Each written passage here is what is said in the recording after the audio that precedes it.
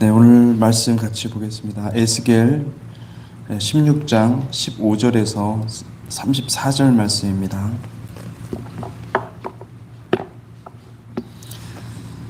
에스겔 16장 15절에서 34절 말씀.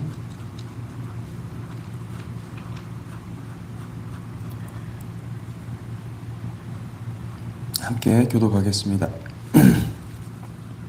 그러나 내가 내 화려함을 믿고 내 명성을 가지고 행음하되 지나가는 모든 자와 더불어 음란을 많이 행함으로 내 몸이 그들의 것이 되도다. 내가 내 의복을 가지고 너를 위하여 각색으로 산당을 꾸미고 거기에서 행음하였나니 이런 일은 전무후무하니라. 내가 준 금, 은 장식품으로 너를 위하여 남자 우상을 만들어 행음하며 또 내 수놓은 옷을 그 우상에게 입히고 나의 기름과 향을 그 앞에 베풀며 또 내가 내게 주어 먹게 한 내 음식물 곧 고운 밀가루의 기름과 꿀을 내가 그 앞에 베풀어 향기를 삼았나니 과연 그렇게 하였느니라. 주 여호와의 말씀이니라. 또 내가 나를 위하여 낳은 네 자녀를 그들에게 데리고 가서 들여 제물로 삼아 불살랐느니라. 내가 네 음행을 작은 일로 여겨서 나의 자녀들을 죽여 우상에게 넘겨 불 가운데로 지나가게 하였느냐. 내가 어렸을 때에 벌거벗은 몸이었으며 피투성이가 되어서 발짓하던 것을 기억하지 아니하고 내가 그 모든 가증한 일과 음란을 행하였느니라. 주 여호와의 말씀이니라. 너는 화히 있을진저 내가 모든 악을 행한 후에 너를 위하여 누각을 건축하며 모든 거리에 높은 데를 쌓았도다. 내가 높은 데를 모든 길 어귀에 쌓고 내 아름다움을 가증하게 하여 모든 지나가는 자에게 다리를 벌려 심히 음행하고 하체가 큰 내 이웃나라 애굽 사람과도 음행하되 심히 음란히 하여 내 진노를 샀도다. 그러므로 내가 내 손을 내 위에 펴서 내 일용할 양식을 감하고 너를 미워하는 블레셋 여자 곧 내 더러운 행실을 부끄러워하는 자에게 너를 넘겨 임의로 하게 하였거늘 내가 음욕이 차지 아니하여 또 아수르 사람과 행음하고 그들과 행음하고도 아직도 부족하게 여겨 장사하는 땅 갈대아까지 심히 행음하되 아직도 족한 줄을 알지 못하였느니라. 주 여호와의 말씀이라. 내가 이 모든 일을 행하니 이는 방자한 음녀의 행위라.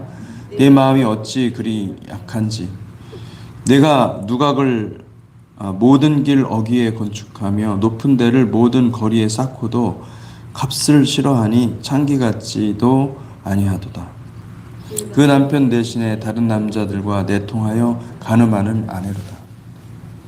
사람들은 모든 창기에게 선물을 주거는 오직 너는 내 모든 정든 자에게 선물을 주며 값을 주어서 사방에서 와서 너와 행음하게 하니 내 음란함이 다른 여인과 같지 아니함은 행음하려고 너를 따르는 자가 없음이며 또 내가 값을 받지 아니하고 도리어 값을 줌이라.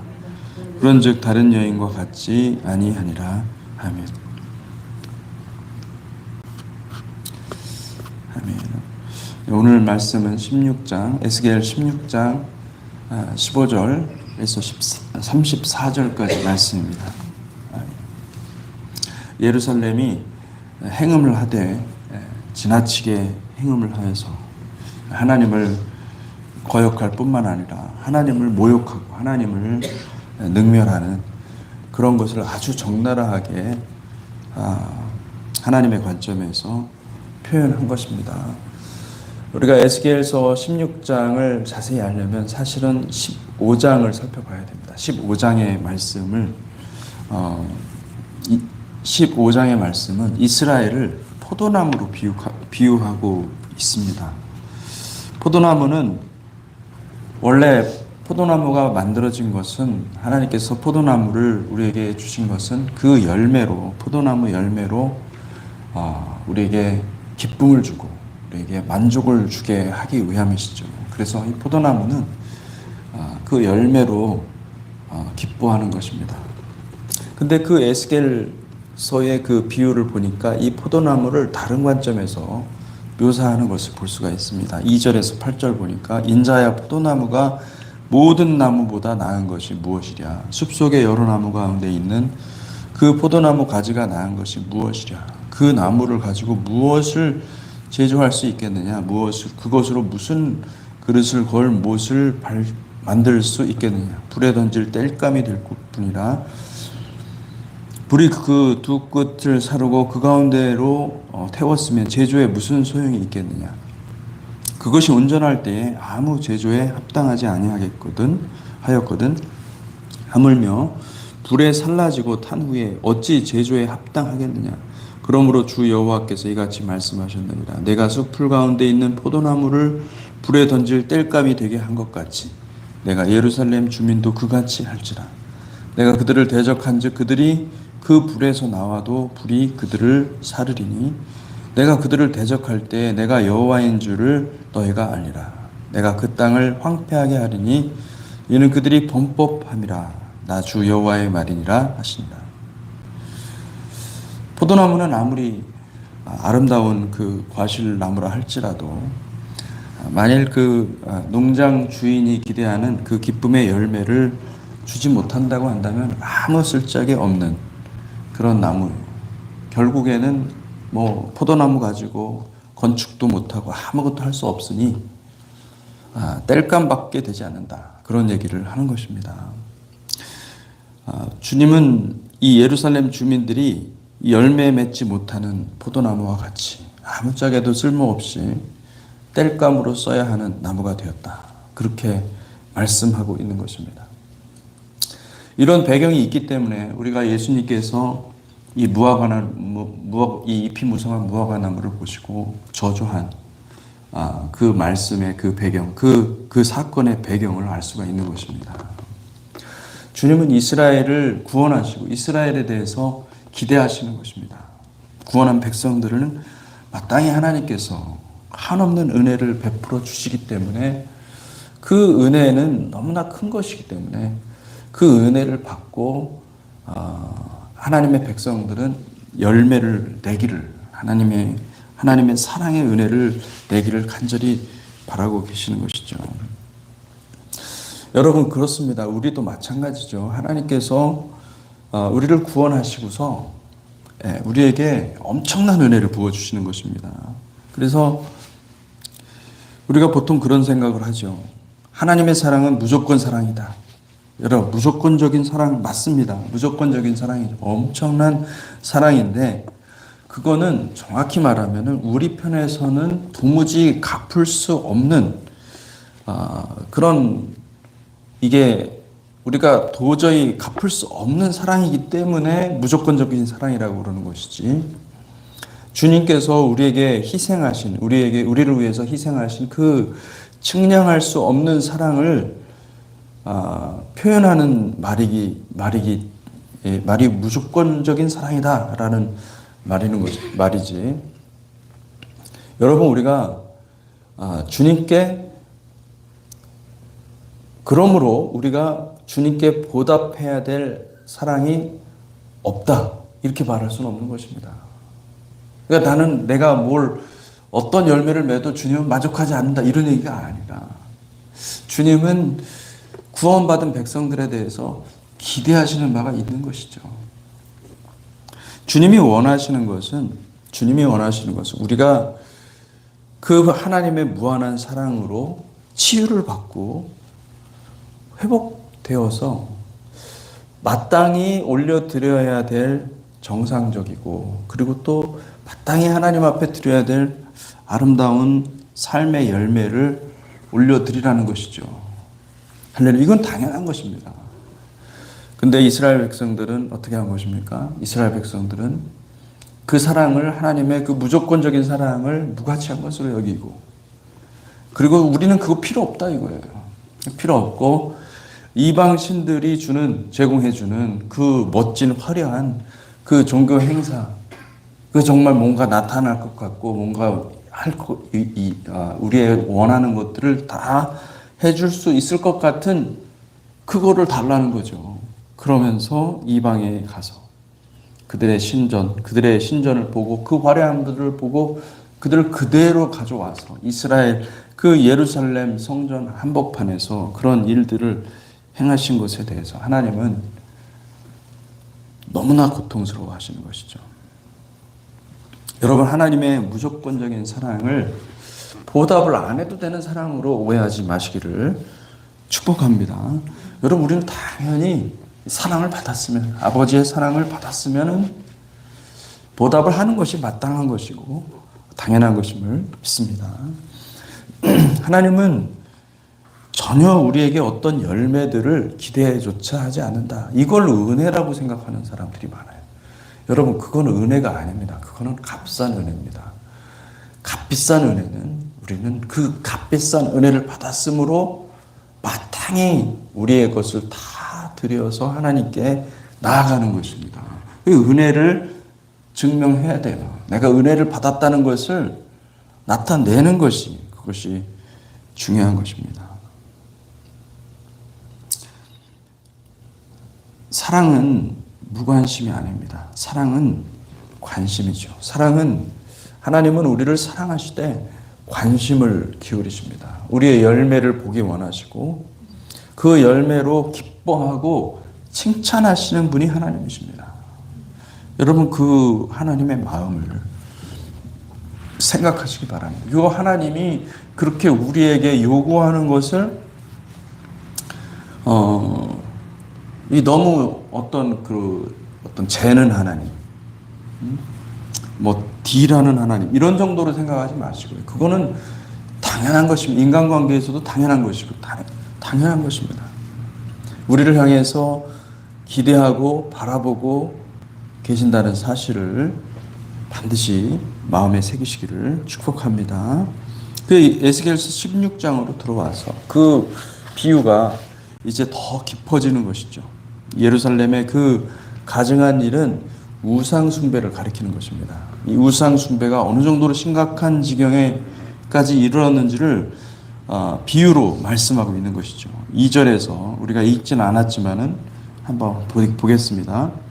2절에서 5절까지 인자의 예루살렘으로 그 가증한 일을 알게 하여 이르기를 주 여호와께서 예루살렘에 관하여 이같이 말씀하시되 내 근본과 난 땅은 가나안이요 내 아버지는 아모리 사람이요 내 어머니는 헷 사람이라 내가 난 것을 말하건대 내가 날 때에 내 배꼽줄을 자르지 아니하였고 너를 물로 씻어 정결하게 하지 아니하였고 내게 소금을 뿌리지 아니하였으며 너를 강보로 싸지 아니하였나니 아무도 너를 돌보아 이 중에 한 가지라도 내게 행하여 너를 불쌍히 여긴 자가 없었으므로 내가 나던 날에 내 몸이 천하게 여겨져서 내가 들에 버려졌었느니라.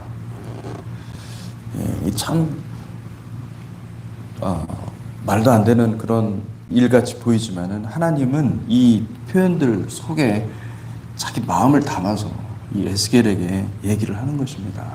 이게 사실을 말하는 것이 아니라 비유적으로 표현하는 것은 그만큼 아버지의 마음이 사랑하는 자녀 이스라엘을 향해서 예루살렘을 향해서 마음이 그렇게 간절하고 그렇게 사랑이 많았는데 그런데 이렇게 됐다라는 것을 말씀해 주고 있는 것이죠.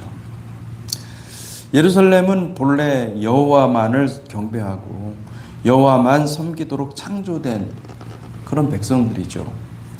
저와 여러분들도 마찬가지입니다. 여러분, 우리가 구원받은 것은 우리가 하나님만 예배하는 것입니다. 하나님만 바라보는 것입니다. 그런데 예루살렘은 하나님만 바라보는 것이 아니라 그들은 가나안을 섬겼고 가나안 땅을 자기들의 근본이다 생각할 정도로 가나안 땅을 섬겼고 그래서 예루살렘의 근본을 가나안 땅이라고 고발하지 않습니까? 그 아버지는 아모리 사람이요 어머니는 헷 사람이라. 실제로 그렇다라는 것이 아니라 그렇게 그 아모리를 아버지처럼 생각했고 또 히타이트 그러니까 이 어머니를 히타이트라고 얘기했다는 것은 헷 사람이라고 하는 것은 그들을 숭상했다는 것이죠. 그들을 숭상하고 그들을 섬기고, 하나님께서 얼마나 이 우상 숭배를, 그들에게 있었던 그 우상 숭배를 가져와서 이스라엘이 마땅히 여호와만을 경배해야 되는데 여호와를 경배하지 않고 그들의 신들을 섬기는 것을 보면서 하나님은 얼마나 힘들어 했겠느냐는 거죠. 얼마나 견디기 힘들어 했을까. 여러분, 하나님은 질투하시는 하나님이심을 믿으시기 바랍니다. 우리가 마땅히 드려야 될, 하나님께 드려야 될 예배를 드리지 아니하고 우리 마음에 하나님 말고 다른 것들을 위에 두고 그 자리에 다른 것들을 두고 있다고 한다면 하나님은 괴로워하십니다. 고통해 하시는 것입니다. 택한 백성이 우상 숭배를 하면 질투하신 하나님은 거의 실성하다시피 하는 것입니다. 우상 숭배는 마땅히 하나님이 계셔야 하는 그 자리에, 우상 숭배는 하나님이 아닌 다른 것들을 세우는 것입니다. 하나님을 자기가 좋아하는 방식으로 형상화하는 것이 우상 숭배입니다. 여러분, 오늘날 우리가 교회가 우상 숭배를 너무 좋아하지 않는가? 이걸 한번 생각을 해볼 필요가 있습니다. 교회가 생명의 복음을 제쳐두고 번영의 복음을 사랑하는 것입니다.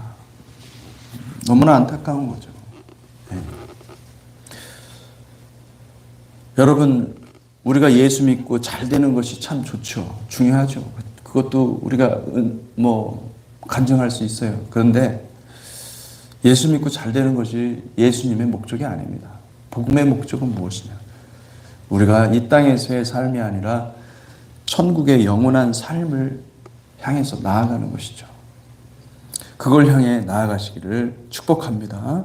아멘. 그들은 하나님을 사랑하는 것이 아니라 자기가 만들어 놓은 하나님을 사랑하는 것입니다. 여러분, 우상 숭배의 모습이 우리 가운데 있을 때 그것을 씻어내는 은혜가 있기를 축복합니다. 하나님은 우상 숭배를 경멸하십니다. 6절에서 14절, 내가 내 곁에 지나갈 때 네가 피투성이가 되어 발짓하는 것을 보고 내게 이르기를 너는 피투성이라도 살아있으라. 다시 이르기를 너는 피투성이라도 살아있으라 하고 내가 너를 들의 풀같이 많게 하였더니 내가 크게 자라고 심히 아름다움 유방이 뚜렷하고 내 머리털이 자랐으나 내가 여전히 벌거벗은 알몸이더라. 그러니까 하나님이 그렇게 어마어마한 사랑을 부어주셨다는 것을 강조하고 있는 것이죠. 내가 내 곁으로 지나며 보니 내 때가 사랑을 할 만한 때라. 내 옷으로 너를 덮어 벌거벗은 옷을 가리고 내게 맹세하고 언약하여 너를 내게 속하게 하였느니라. 나 주 여호와의 말이라. 내가 물로 내 피를 씻어 없애고 내게 기름을 바르고 수놓은 옷을 입히고 물돼지 가죽신을 신기고 가는 배로 두르고 모시로 덧입히고 폐물을 채우고 팔고리를 손목에 끼우고 목걸이를 목에 걸고 코고리를 코에 달고 귀고리를 귀에 달고 화려한 왕관을 너희에게 씌웠나니 이와 같이 내가 금 은으로 장식하고 가는 배와 모시와 수놓은 것을 입으며 또 고운 밀가루와 꿀과 기름을 먹음으로 극히 곱고 형통하여 왕후의 지위에 올랐느니라. 내 화려함으로 말미암아 내 명성이 이방인 중에 퍼졌음은 내가 내게 입힌 영화로 내 화려함이 온전함이라. 나 주의 여호와의 말이니라. 이 사실은 이 말씀들을 하나하나 우리가 곱씹 보면서 생각해 볼 필요가 있습니다. 왜냐하면 하나님께서 이스라엘을 그들의 죄악 가운데서도 사랑하여서 그들이 연약하여서 그렇겠지라고 생각하면서 끊임없이 마치 우리 자녀들을 향해서 사랑을 끊임없이 부어주지 않습니까? 근데 그럼에도 불구하고 이스라엘은 하나님을 바라보는데 실패했다는 거예요. 여러분, 우리가 하나님께서 우리에게 행하신 것들을 곰곰이 생각해 볼 필요가 있습니다. 우리 자신에게 하나님께서 행하신 것들, 우리가 연약하고 넘어진 일들이 너무나 많은데도 그럼에도 불구하고 하나님은 우리를 포기하지 않으십니다. 하나님은 절대로 우리를 포기하지 않으십니다. 우리를 끝까지 가기를 원하시는 거예요. 근데 여러분, 우리가 하나님 바라보기를 실패하면, 우리가 우리의 눈을 들어서 하나님의 사랑과 하나님의 그 긍휼하심과 하나님의 위대하심을 지속적으로 바라봐야 되는데 그것을 바라보는 걸 실패하잖아요. 그러면 자꾸 우리 자아가 내가 영광받고 내가 높아지는 것에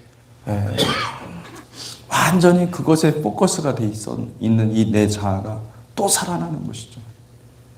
그 나는 본성 자체가 여러분 우상 숭배를 좋아하는 본성입니다. 인간 자체가 타락한 인간의 본성은요 우상 숭배가 전부인 것이죠. 다시 돌아가는 것입니다. 여러분 그 우상 숭배를 당장에 멈추시는 은혜가 있기를 축복합니다. 하나님께서 우리를 구원하신 것은 우리가 온전한 마음, 에하드, 하나의 마음으로 두 마음을 품지 않고 하나의 마음으로 주님께 나아가기를 원하시는 것을 믿으시기 바랍니다. 잠깐 기도하겠습니다. 하나님 아버지 감사합니다. 주님께서 이 아침에 우리에게 다시 한번 일깨워 주시고 하나님 우리의 마음을 점검할 수 있게 하시니 감사합니다. 주의 말씀을 주셨사오니 하나님 이 말씀으로 우리가 하나 되게 하여 주시고 온전히 하나님 우리가 우리의 만족을 위해 살아가는 것이 아니라 하나님의 영광을 향해 나아가는 백성 될 수 있도록 축복하여 주시옵소서. 감사합니다. 예수 그리스도 이름으로 기도하였습니다. 아멘.